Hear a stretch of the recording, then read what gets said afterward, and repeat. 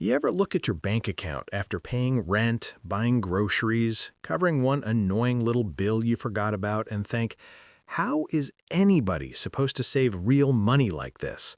Not rich people money, not yacht money. I mean, just normal, respectable adult money. The kind where you open your banking app and see 5 digits sitting there and your shoulders drop a little because, for once, life doesn't feel like it's standing 3 inches from your face asking for payment. And honestly, I think about this stuff way too much. My name is Threk, and I spend an unreasonable amount of time thinking about money, behavior, and why saving your first $10,000 feels less like a financial milestone and more like trying to drag a shopping cart uphill with one broken wheel. Because that's the brutal truth about the first $10,000. It is not glamorous. It is not fast. And weirdly, it's not even mostly about math. It's about friction, identity, patience, boredom, tiny choices that do not look impressive when you're making them, but quietly build a wall between you and chaos. And once you really understand that, saving money stops feeling like some personality trait you either have or don't have.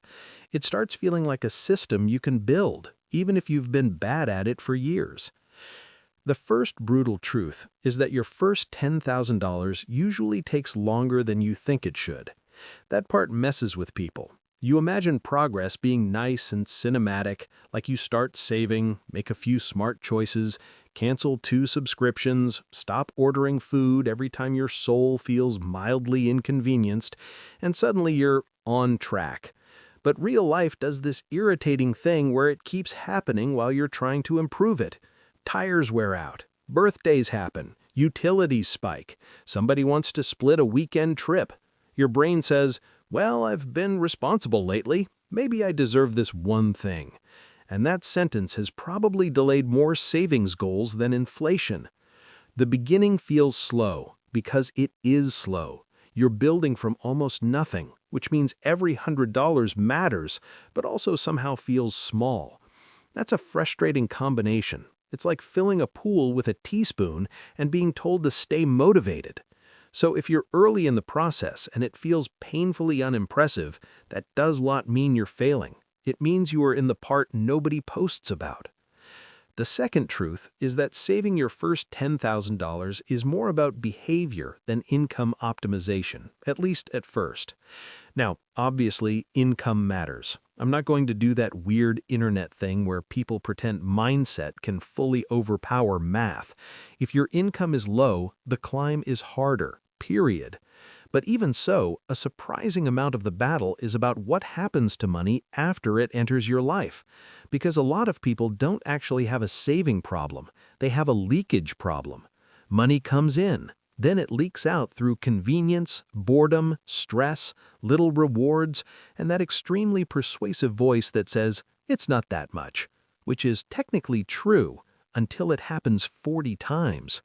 That's why the people who hit their first $10,000 usually become a little more intentional before they become dramatically richer. They start telling their money where to go instead of asking where it went. They automate transfers. They create friction around spending.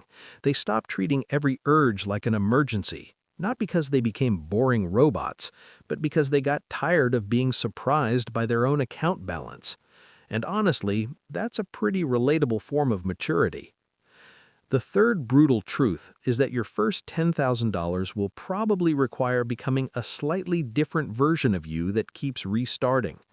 This part is uncomfortable because we love practical advice as long as it doesn't accidentally become personal. But money is personal. If every stressful week ends with, I deserve this, every social plan becomes a spending obligation, and every raise gets absorbed by a nicer lifestyle within 10 business days, then yeah, saving will keep feeling impossible. At some point, saving your first $10,000 stops being a budgeting exercise and becomes an identity shift. You become the person who waits, the person who plans, the person who can survive the emotional discomfort of not getting the dopamine hit now because you want something deeper later, which is a very noble sentence until you're staring at a checkout page and suddenly nobility feels expensive. The fourth truth is that your first $10,000 matters way more emotionally than mathematically. Yes, the amount itself is useful, obviously, but what really changes is your nervous system. Before you have savings, every inconvenience feels like a threat. A car repair isn't just a car repair, it's a mini identity crisis. An unexpected bill doesn't just cost money, it hijacks your week. When you save your first $10,000, life doesn't become perfect, but it becomes less loud. You get breathing room, space, a little bit of dignity, honestly. And that changes how you make decisions. You stop choosing only from panic. You stop feeling like every mistake is fatal. You start realizing that money is not just for buying things, it is for buying stability, time, options, the ability to handle normal life without feeling hunted by it. That is huge. The fifth truth is that once you get close, momentum starts to replace drama. In the beginning, every deposit feels symbolic. Later, it starts to feel structural. You look up one day and realize this isn't random anymore. This is becoming who you are. The routine gets quieter, less emotional, more automatic. And that's when saving gets easier. Not because your life magically stopped being annoying, but because your system got stronger than your impulses. So, if I had to say the brutal truth as plainly as possible, it's this. Your first $10,000 is hard because it asks you to do boring things consistently while nobody claps, while progress looks small, and while life keeps throwing distractions at you dressed up as necessities. But that's also why it matters, because the person who saves their first $10,000 usually did not just collect money. They built proof. Proof that they can delay gratification, proof that they can create structure, proof that they do not have to stay financially fragile forever. And if you're still on the way there, don't romanticize speed too much. Focus on direction.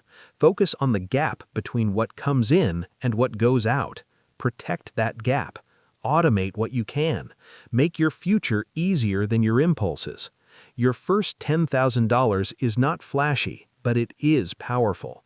It is the point where money stops being something that only happens to you and starts becoming something you can actually control. And for a lot of people, that's the moment everything begins.